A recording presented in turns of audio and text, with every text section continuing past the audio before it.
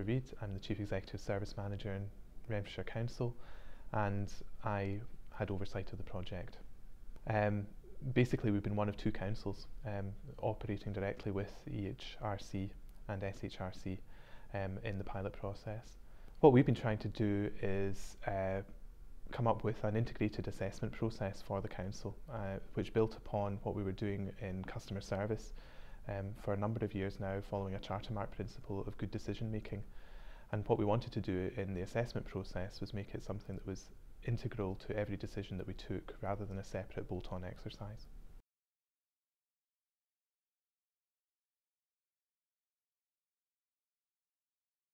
There are a number of reasons why it's important. There's obviously the legal imperative, but more importantly, I think in some ways it's about doing the best for our citizens and the people that we work for. And that's really what's driven the process from our perspective. The topic area was advice services, and there were a number of reasons for that. You know, it crosses the whole council, so it affects a number of services across the council, but it also affects all of the community that the council represents.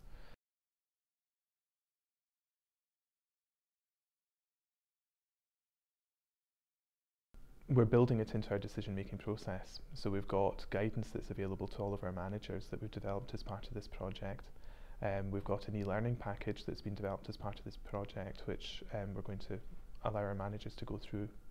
And we're also raising awareness with elected members as well, both through seminars and training sessions, which we've already had in conjunction with the HRC, and a wider number of events that we've organised as well. But we're also changing the process of how we take evidence to boards and making it much more meaningful. And we've created a series of options within the board report template that drive managers to show where the evidence is, how that's been recorded, how it's going to be published within the board reporting template that we use. And that again raises the awareness of the issue with elected members, because their challenge is to make sure that they're comfortable with the evidence that they've seen at the point that they're taking the decision. It's always difficult to get elected members along to training courses, and we had significantly more who came to this than would be the norm.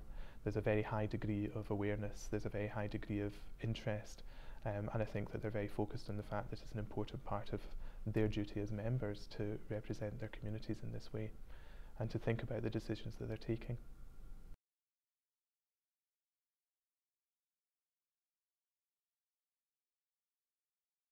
It shouldn't take place particularly in advance of it, and it shouldn't certainly take place after the decision has been taken. So the optimal time is that it's actually about part of the process of decision taking is to think about the evidence that you have of the communities that you serve, the evidence particularly of the communities that are affected by the decision that you're planning to take, and the evidence of their needs, their expectations, their requirements, be that in terms of geography, in terms of ethnicity, in terms of religious belief, or indeed in terms of individual families and their right to a family life or good health or whatever. So it's about considering all the consequences, potential or otherwise, of decisions that you're taking, and minimising the chance of unintended consequences coming to the fore. It doesn't change the nature of the decision always. What it will do is affect how you implement a decision and the degree of support that you put in to mitigate negative impacts. But what it won't do is change the fact that you might be taking a financial decision in a particular way, but you're taking it with your eyes open, and that's the important thing. And you're presenting the evidence to members, in the case of a public sector authority, to members or to board members about the fact of what the evidence is of the impact of that decision, so that they are also taking it with their eyes open.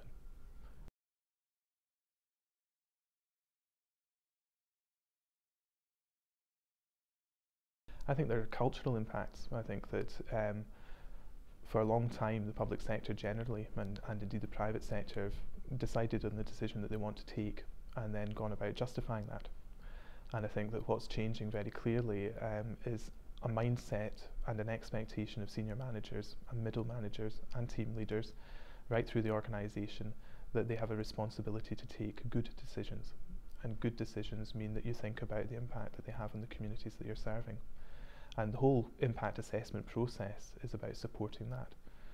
So culturally, it's about thinking about how your decisions impact on a community, over and above other aspects of how it impacts on a financial position, your asset management strategy, or other issues that have for a long time been the key factors in taking decisions.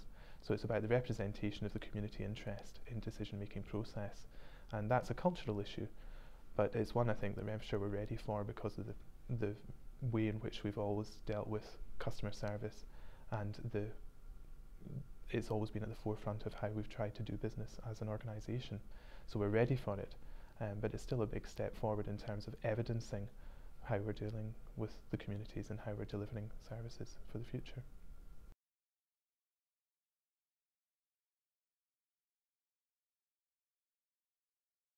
One of the things that we're doing coming out of this pilot project is collecting evidence together in one place within our website to show how Renfrewshire today looks. So what's our understanding of the customers, the citizens, the communities of Renfrewshire, and their needs and expectations will become much more visible to those communities. They'll be able to challenge us on that and put in their viewpoint much more readily. So that's increasing transparency and visibility of the kind of evidence that we're using when we take decisions. We're doing a similar exercise in terms of how we perform as organisations and our efficiency and our effectiveness and how Renfrewshire performs.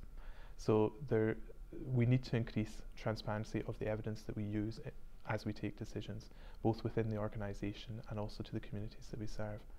And we've started down that process, but we're not there yet, I wouldn't say.